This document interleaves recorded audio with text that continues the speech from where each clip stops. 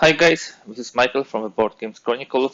Welcome to the first look at 1914 Nach Paris, a game by VUCA Simulation created by Bertrand Mounier. This will not be a pure unboxing material where we just simply look at the components of this game. It will also not be a full description of the rules, how to play and so on. It will be something in between. I would like to show you guys what you are getting in this interesting title. We'll tell you a little about the historical background of this game, scope of this. Then we'll go into the box, we look into the components. I will tell you a little about some of the components, interesting mechanics which are being used, and tease you a little with the learning path which it allows via various scenarios. And most probably we'll stop this material at this moment in time and we'll continue further in more detail kind of how to play or learn and play material later on. Okay, so first of all, what is 1914 Nach Paris? This is of course a game about the First World War on the Western Front. This is a game which tells you about first 6 weeks of the war. So there was still a huge enthusiasm in both France, in Germany, of course on the Eastern Front, France, Russia, the same. It was the critical moments of a still war of a maneuver, which then, of course, with the time transformed into the trench war. So there was a lot of maneuvers, there was a lot of battles, there was the famous Liege battle, Namur battle, Mons battle, and so on and so forth. So all those things are depicted here. VUCA Simulations is a very interesting, say, publisher on the Wargames market. This is my first game from them. I already had a chance to see the Bismarck, which was presented, for example, in Essen last year in 2022. And one thing which I can honestly say, those games are beautiful, so beautiful. You will see in a moment how beautiful they are. So we talk about the operational game, about the World War I, first 6 weeks on the Western Front. Let's see what we are getting in the box. By the way, we have a really nice, I think, 3-inch box, sturdy one. Even the cover is a nice color. We have a picture from the, I think, German soldiers going to the front. A lot of enthusiasm. Yeah, exactly. First thing which we are getting is 20 side die. It's important. We'll be doing a lot of checks with those die during the combat. You will see in a moment how it works. I will tell you a little about it. First and foremost, we are getting the rule book. Nice glossy paper, around 40 pages, but I assume not everything is connected only to the rules. Let me put it like that. It will be easier to show you what's inside. Okay. So here is the rule book. We have all the contents here. We have units designation. There will be really beautiful and really a lot of units in this game. Not because there are so many, I don't know, divisions, regiments, but also because we are losing the steps and will be replacing them. So we have, of course, the description of the units, exactly how the attrition works. I will show you on the actual units. Those black dots will be showing how many levels, steps the unit has. So, for example, this is 4-step, 3-step, 3-step to 1-step. Yeah, red dots shows the casualty. You have description of all the units: infantry, cavalry, artillery, special unit, special types of artillery, whether it's a fort artillery or mobile artillery, and so on. Yeah, we have then the game turn and sequence of play, administration phase, barrage phase, movement, combat. Pretty typical. And for Germans, yeah, this goes like this. But then for the Allies, as you can see, the Belgian will move first, then the French, then the British. Always this would be the sequence. We have game turns. There is around 22 game turns. And you can see the dates of those turns here. Game turn 1 is like 2nd, 3rd of August, or beginning of the war. Game turn 23 is like mid of September. I believe this is when the Battle of Mons was already finished. Glossy paper, really nicely produced. Here we have topography, so all the terrain explained, as well as the terrain hex size. Then we will be talking about the combat. We have a zone of controls, as you can see in this game. And to the front you have zone of control, flank, and rear. If you have, of course, 2 units, which just are put one to the front here, one to the front here, we have a 360 degree, of course. We'll not be going through all the details in this rule book. I already scanned it a bit, but it's really nicely describing all the rules which are needed in the full game, but also in particular scenario. One of the key elements in this game, in the combat, would be something which we'll be checking. Let me just show you at the beginning. One of the key parameters in this game of the unit is, I believe, here, combat ability, CAB.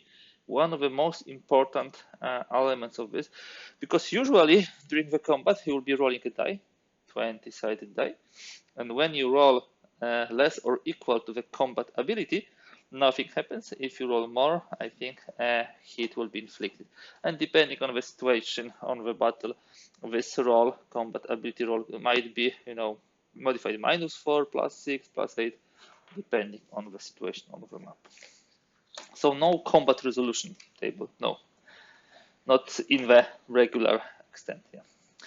You will be able, of course, to combine the units. You will be able to split the units. And so that way you will gain more flexibility. But of course, if you split a unit, it will have less combat value. A railroad system, very important in larger scenarios. You can see the railroad system example, how the network was working. Replacements, very critical element, line of communications also. So all those aspects are included. Of course, also some optional rules and index. And that is all for the rule book. Really nicely done. I read a little already of the rule book. Pretty good language, pretty straightforward examples. So I can say, if you're familiar with the war games, should not be any problem for you. By the way, my initial evaluation of the game is a medium complexity game. Probably you need some experience with war games before you jump into this. When we have a player 8, again, very nice glossy paper. Player 8 with a player turn, some specific tables. Here, I like it. Looks pretty beautiful. You have this kind of a combat resolution table. It doesn't give you the exact value. It simply shows you how this roll on combat ability is being modified. +1, -1, how much attrition we are getting. And you have everything connected to combat here and other stuff which is important. On the other side, what we shall have? Yeah, the combat related stuff. So all these zones, rear, front, and so on. We have artillery bombardment here, versus unit and versus fortification. Yep, and that would be all for the player. It's really nicely done. You see, even the way it looks is really nice for the touch and appealing. Now, that's something fantastic. The maps. All in all, the game has like a couple of maps, 4 maps, and there is no way I will be able to show you all of them at one time in this camera. This is 1/4 of the map, a little less than 1/4. I believe you can see most of it now. Okay, you can see Strasbourg here, Belfort, Pinal, Toul, Metz. Here is the border. So this is Alsace, yeah, Lothringen, more or less. You can see how nicely the graphics are done. Really like it. Stylized on the old maps. It also shows nicely all the forts which were in particular places, because in most of the games, yeah, you have like Metz, one fort. No, it was like 13 forts, and then depending on the type of a fort and the size of a fort, it could have different strength. Let us look at the second part of the map. It would be Luxembourg, if I see correctly. Yes, Luxembourg is here. It's just, you know, the side of the map.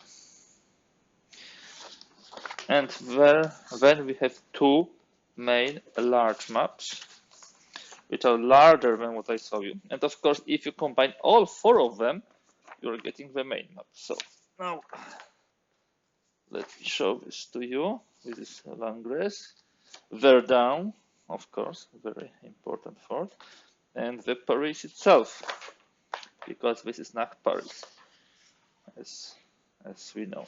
So this is the western, southwestern part of the map. Victory points for German units, rivers, Paris itself, Rhine. Where is the Marne River? Here is the Marne River. Yeah, important battle, which will take part here. Yeah, exactly. So let's have a look at the fourth part of the map. On the fourth part of the map, we'll have northern western part, so most probably Belgium, so Antwerp. We should have also the channel there, and so on and so forth. Just close the map. Nice. And as I told you, this is a glossy map, but this is not a reflecting map, you see? This is matte. Very, very nice. Fourth part of the map will have even England, of course, not active in the game. So let me start from the side. I hope you can see England, English Channel, yeah, Dunkirk, a very important port. Maybe not for the World War One, but then, yeah, as you know, the World War Two definitely. Ostend, and here we have Antwerp. Here is the Antwerp. Here we have Liege. There's a special scenario on attack on Liege. As you know, Liege fort was pretty quickly destroyed and overwhelmed by German forces in the first 2 weeks of the war. Then you have Namur, which was also destroyed and overwhelmed, and all the way towards Paris, yeah, to the south, which is here. Yep, and again, very, very nice graphics, very nice paper, very nice production. It's really setting up a new standard on the war game market. The VUCA simulation can clearly say this. Okay, the box says that the full game can take up to 27 hours. Would any of you have so much time? Probably not, or probably not at the beginning. Maybe if you are getting hooked by the game, maybe then. So what's the solution to this? The solution is scenarios, and scenarios is something I would especially draw your attention to and underline. The game teaches you in a very systematic, slow, and deliberate way. The scenarios are the small pieces of the map where you have a couple of units, couple of turns, for example, 2.5 turns from game turn 13, French part, to game turn 15. Limited amount of units, like 1 hour, and some special rules and victory conditions. In essence, this is a great opportunity to learn and understand, the game. Here we have a first scenario, 26th of August, 31st of August, victorious recovery at Gues. we'll have another scenario. Here, this is what I was mentioning. The leash fort attack. So 2nd of August, 17th of August, like 8 game turns, but it will play reasonably quickly. We have a strong attack on Namur. So this is the next step. Once the leash fall, the next attack went to Namur. So you have it here. We have scenario around the marshes of Saint Gond. So a small scenario. Yeah, it also should take no more than two hours. Then a slightly larger scenario about Maubeuge, and this is like 7 turns. Scenario near the Antwerp. Yep. A larger scenario is still 2 hours. Liege, Namur, and this is Battle of Charleroi. So it's more already into this direction. What else do we have? Hang on to Mons, of course. So the famous battle at Mons. Another 2 hours. Here we have 2 hours, and this will be a battle of the Moose. So yeah, here we have a battle. Something larger, which is operation in Alsace-Lorraine. Much larger scenario, 5 hours, 14 game turns, many more units. The Battle of the Marne, the famous battle which changed the tide. This is a large scenario, 6 hours, and it takes 6 turns, but as you can see, most of the map is being used. And then we have the full campaign with all the special rules, with all the victory points which can be get, and then we have also the thresholds for victory and other stuff like this. Full 22 turns. Here we are getting example of play. We'll not go into details. You can see how does it look like after the example of play. Let me see. It's 5 game turns. It's pretty long example of play. We'll have designers now. Really love this because the designer notes gives you the insight into the thought process of the author and designer, and also of the developers of the game. It helps you to understand why some decisions were made, why some choices were taken, and it really gives you some background also behind things which you may ever consider not fully understandable. Yeah, and we have biography, and that would be it. So this is the scenario book. How to set up scenario? You can use the setup inside, but it's much easier to use simply pre-printed setup sheets. So for example, for the first scenario, you simply take all those markers, put them here, and then during the game, you can simply put them on the map. A really cool thing, really cool stuff. So for the first scenario, this is for the second, I believe this is for the third scenario, fourth, exactly, fifth, sixth. As you can see, not too many units taking part in those. 7 is much larger. Battle of Charleroi. Mons is smaller. Then we have 2 more scenarios. 10 operation in Alsace-Lorraine is much larger, definitely. And here we have a Battle of the Marne, huge scenario. Okay, couple of more. Of course, we should have it for the 2 sides, so probably that is why we have 2 sets. So really like it. Really appreciate that VUCA went to such length that they created those scenario setups. It's much easier for me to set up the game not reading the 4 digits code on the map next to the unit, which I don't know how it looks like.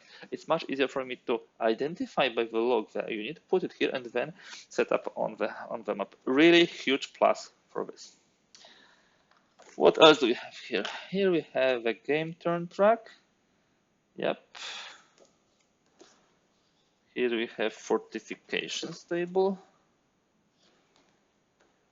Would need to read about it more.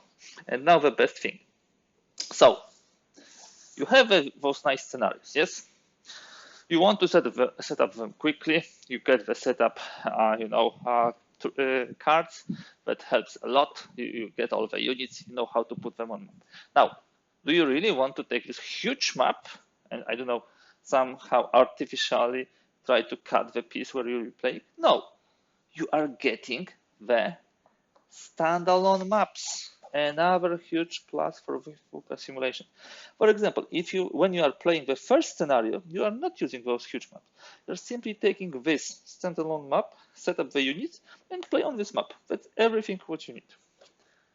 Same for the second scenario, the Leash Fort, yeah, which is being besieged. The third, which was attack on Namur. The fourth has standalone map. Not every, but will have, sorry, because some of them are too large. The fifth, the sixth, the Antwerp. Seventh doesn't have, it's a huge scenario. Eight has also a dedicated map, and ninth also have a dedicated map. I'm simply, thrilled to see it because that so much speeds up the game and also gives you much better feeling and much better experience. You're getting nicely described scenarios. You're getting a very nice scenario setups. And what else? You're also getting a nice map. So you're taking the units, taking the scenario description, put the units here, play here, quick setup, quick play, a really good learning opportunity. So those 27 hours, sorry for repeating this, which is a full campaign on the full map, huge map, will probably not fit on this table, can be really digested into a smaller part. You can play like around, I would say, 8, 9 scenarios on a pretty small dedicated map and learn the game that way. And only then jump into something larger. Okay, guys, that's not everything. We talk about rulebook, maps, player aid, scenario book, setup scenario, standalone maps. Now it's time to look at actual counters. And you know what? Let me just take them out like this. First, let us check how many counter trays we have. 3, 6, 9, 10. 10 counter trays. And you may ask, why so many of them? Did we have so many units? Just as I told you before, that's mainly because a lot of units might have a couple of steps. Let us have a look at this Belgian division, infantry division. It has 5 steps. When it gets 1 hit, it turns and has then 4 steps. If it gets another hit, it has 3 steps, and as you can see, 2 red. If it gets 1 more hit, it has only 3 hits here and 2 left, and then the last step is here. So one Belgian division, depending on how many steps it has actually 3 counters. So that is a way to note it. We have also other examples of a French division here, 12 division, and then some. It's not 12 division. 12 is a combat factory. As you can see, when you look at the counter, couple of things which you need to notice is, first of all, this combat value is 9, 12, 12. This is this roll of D20, which will show whether the unit will pass or will not pass the check and will take additional casualties. We have, of course, the attack strength, 18 for this division, the artillery strength versus units and versus fort, and the movement. Movement could be of various ways, and various value will not be going into the details. Let me check some German units also, because it's only I showed you the French ones. Okay, so the Germans, I think they will be somewhere here. Where should be? Sorry, the black ones. Okay, we have a lot of additional counters. French. Okay, here we have some exemplary German divisions, I think. Artillery, a really good division with 14 combat factor, really good one. Here we have a French mainly, predominantly French. Let us check for the British somewhere. Okay, British Expeditionary Force, 14, very good values, yeah. But then first division is here, second division is here, third division, fifth. So this is the Expeditionary Force. But of course, some additional markers. For example, if division survey move, its combat value, this value which you use for checks, is -3. Okay, and you will also have some markers showing the transit, no combat. You have tons of tokens. So this is like 10 trays of tokens. So I can tell you guys, creating the storage solution for this will be a really nice challenge. I will take on this, definitely. And as you can see, the counters are pre-rounded. No need for a counter clipping. 10 trays of counters to clip them, yeah, that would be luck. So beautiful counters. And these are some marking cards. Yeah, field works, cavalry replacement. Okay, need to learn those things still. Okay. I believe this is one of the reserve markers under which you can hide the actual units. Okay, that way we almost reach the end of this material. There is one more thing which I would like to touch upon. It's regarding the errata. Actually, there was a small misprinting in the game to which VUCA is sending actually the errata. They also sent to this game. You can see, I have not yet opened it. There are 2 trays of counters which are printed with a slightly different color. So counter sheets 1 and 2 use somewhat gray color instead of black. So this is the corrected one. 1 and 2, yeah. So this is a correction. I would need to see the difference. And where is the name? Here is the name. Yeah, 1/10.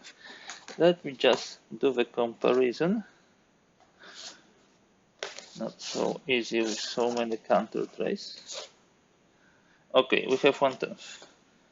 So this is the corrected one. Okay, this is, yeah, different shade of gray, definitely. And here you can see the main difference. Yep. Okay, so we will definitely replace it with the correct one. And also we are getting some short errata to the rules. So really appreciated from their side to be so forthcoming. Okay, guys, that will be all for the 1914 Nach Paris first look at. I hope that you like this material and you get some insight into this game. Really interesting position, detailed operational level. On the other hand, with a very good teaching materials with all those scenarios. The scenarios itself with very nice setup instructions, dedicated separate maps, as I showed you, and possibility to play the chunks of this battle in a reasonably short time, like a lot of scenarios, 1 to 2 hours, which can be really good teaching ground for everybody who would like to get into this game. Other than that, I can also say that it's probably one of the deepest and most interesting, analysis of the Western Front, and this is about the first 6 weeks of the battles. The question is whether you will be able, as France, defend the Paris, or will you be able to really achieve a success which Germany didn't manage to do it. Really, really curious how it go. All for today. Stay tuned. There will be more materials about games from VUCA. Definitely from the aesthetical perspective, from the counters, map, rule book, all the components perspective. A huge, huge plus and a huge shout out to VUCA. Really, really beautiful game. And from what I read in the rule book and what I see here, probably also great mechanic, which I'm going, of course, to test. That will be all for today, guys. If you liked this video, please give thumbs up. If you'd like to see more content like this, kindly please subscribe. Every subscription counts for such a small content creator like the Board Games Chronicle. That's all for today. Stay tuned and bye.